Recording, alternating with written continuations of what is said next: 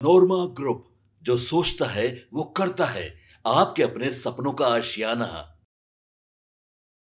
BJP कार्यालय में बड़ा राजनीतिक बयान सामने आया। जी हां, जनक चमार ने लालू परिवार पर जमकर निशाना साधा। उन्होंने साफ शब्दों में कहा कि चाहे कुछ भी हो, बिहार में जंगल राज की पहचान सिर्फ और सिर्फ लालू परिवार से ही जुड़ी है। जनक चमार सिर्फ इतने पर ही चुप नहीं हुए। उन्होंने ये तक आरोप लगाया कि लालू परिवार जब जब सत्ता में आया, कानून व्यवस्था ध्वस्त हो गई, आम जनता भय के साए में जीने को मजबूर हुई और विकास पूरी तरह से ठप हो गया। अपनी बातों में जनक चमार ने बीजेपी कार्यालय में मीडिया से जब बातचीत की, इस दौरान उन्होंने कई सारी बातों पर अपनी राय रखी। उन्होंने कहा कि आज भी लालू परिवार सत्ता की बात करता है तो बिहार की जनता को उसी दौर की याद आ जाती है। उन्होंने ये भी कहा कि लालू परिवार ने हमेशा गरीबों, दलितों और पिछड़ों के नाम पर राजनीति की, लेकिन असल में फायदा केवल परिवार तक ही सीमित रहा। जनक चमार ने तीखे लहजे में ये तक कहा कि बिहार की जनता अब जाग चुकी है, अब उस दौर में लौटने को तैयार नहीं है जब अपहरण, हत्या और भय की राजनीति आम थी। बीजेपी कार्यालय में दिया गया यह बयान चुनावी माहौल में नई हलचल मचाने वाला है, ये कहना गलत नहीं होगा। अपनी बातों में जनक चमार द्वारा और क्या कुछ कहा गया है, आप इस वीडियो में खुद सुन लीजिए। प्रेस वार्ता में उपस्थित भारतीय जनता पार्टी के वरीय नेतागण, प्रिंट मीडिया, इलेक्ट्रॉनिक मीडिया, छायाकार, पत्रकार बंधु, आप सभी को नमस्कार करते हुए धन्यवाद देता हूं। दुख के साथ मुझे कहना पड़ रहा है कि बिहार प्रदेश में बिहारियों को जिस तरह से बिहार के बाहर महागठबंधन के नेता और ख़ास करके राजवाड़े परिवार से निकले हुए राजपुत्र, जो उनके पिताजी देश के प्रधानमंत्री कुर्सी को भी सुशोभित किया, श्री राजीव गांधी जी के पुत्र श्री राहुल गांधी जी के प्रवक्ता के द्वारा प्रियंका श्रीनेत जी बिहारियों को इस तरह से अपमानजनक बात को दर्शाता है कि बिहारियों को वोट इनकी चाहिए, लेकिन बिहारियों को पसीना से इनको परहेज है। पसीना कांग्रेसियों को बदबूदार लगता है। दुर्भाग्य है, बिहार का अपना इतिहास रहा है। खेत, किसान, खलिहान में काम करने वाले बिहार समाज के लोग बिहार में ही नहीं पूरे दुनिया में अपने मेहनत के बल पे, डंके की चोट पर भारत के विभिन्न राज्यों में अर्थव्यवस्था को सुदृढ़ करने का काम करते हैं। और वह बिहारी को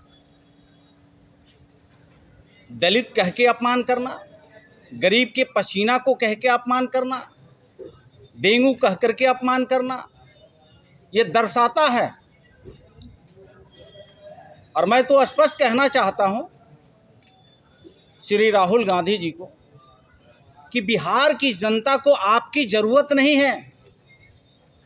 लोकतांत्रिक तरीके से संविधान के निर्माता अगर इन गरीबों के हाथ में वोट का अधिकार नहीं दिए होते तो राजवाड़े परिवार से निकल करके, राजमहल से निकल करके श्री राहुल गांधी जी गरीबों के बीच में जाने का हिमाकत भी नहीं करते।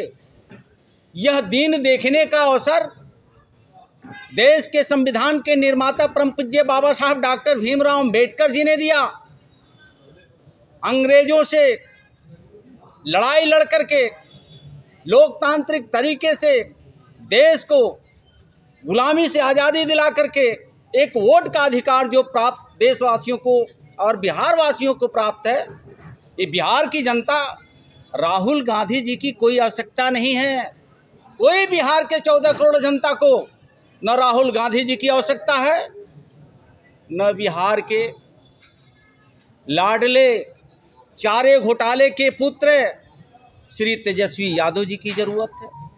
लेकिन आपको अपनी मजबूरी में बिहार वासियों के बीच में जाना पड़ता है और जाने के बाद बिहारियों को आप अपमानजनक, आपके प्रेस में बैठे आपके प्रवक्ता ऐसे बयानवीर बनते हैं कि बिहारियों से श्री राहुल गांधी जी हाथ मिलाते हैं, उनकी पसीना बदबूदार होता है, हाथ मिलाने का दिल दिमाग भी नहीं करता है। कौन कहता है कि बिहारियों से आपके नेता श्री राहुल गांधी जी हाथ मिलाए, बिहारियों के बीच में जाए? बिहारियों की आवश्यकता नहीं है श्री राहुल गांधी जी को, बिहारियों की आवश्यकता नहीं है श्री तेजस्वी यादव जी को। जिस बिहारियों से पसीना से आपकी इतनी नफरत है, कमज़ोर वर्ग के लोगों से इतनी नफरत है, नफरत भरी बयानबार आपके नेता देते हैं, तो आपको बिहार से दूर ही रहना चाहिए। एक तरफ जिनके साथ आप घूमते हैं श्री तेजस्वी यादव जी, वो आपको फीडबैक देते हैं, आपको हिमाकत करने का कैसे अवसर आया? तो आप श्री राहुल गांधी जी, जिनके ड्राइवरी सीट पर श्री तेजस्वी यादव जी बैठ के आपको घुमा रहे हैं, बिहार आपसे पूछना चाहता है कि सांसद बनाना होता है तो बिहार के बेटा बेटी श्री तेजस्वी यादव जी को ध्यान में नहीं आता है। हरियाणा से राज्यसभा सदस्य बना करके भेज देते हैं। राष्ट्रीय प्रवक्ता राष्ट्रीय जनता दल को बनाना होता है तो श्री तेजस्वी यादव जी को बिहार के बेटा बेटी ध्यान में नहीं आता है। यूपी के कंचना यादव जी को आप बनाते हैं। उसी कड़ी में विवाह करना होता है तो बिहार की बेटी नहीं भाती है, बिहार की नारी नहीं भाती है। आप बिहार से बाहर को पत्नी बना करके लाते हैं और बिहार की बेटी आपकी तेजस्वी जी अपनी भाभी को अपमान करते हैं। ये बिहार आपसे जानना चाहता है। फार्म हाउस लेना है तो बिहार में आप नहीं लेते हैं, दिल्ली नोएडा में आप लेते हैं। बच्चा का डिलीवरी अगर कराना है तो आपको बिहार के हॉस्पिटल पसंद नहीं आता है, आप दिल्ली और कोलकाता में जाते हैं। श्री तेजस्वी यादव जी, आपके पिताजी श्री लालू प्रसाद यादव जी का अगर इलाज कराना होता है तो आप बिहार से बाहर जाते हैं।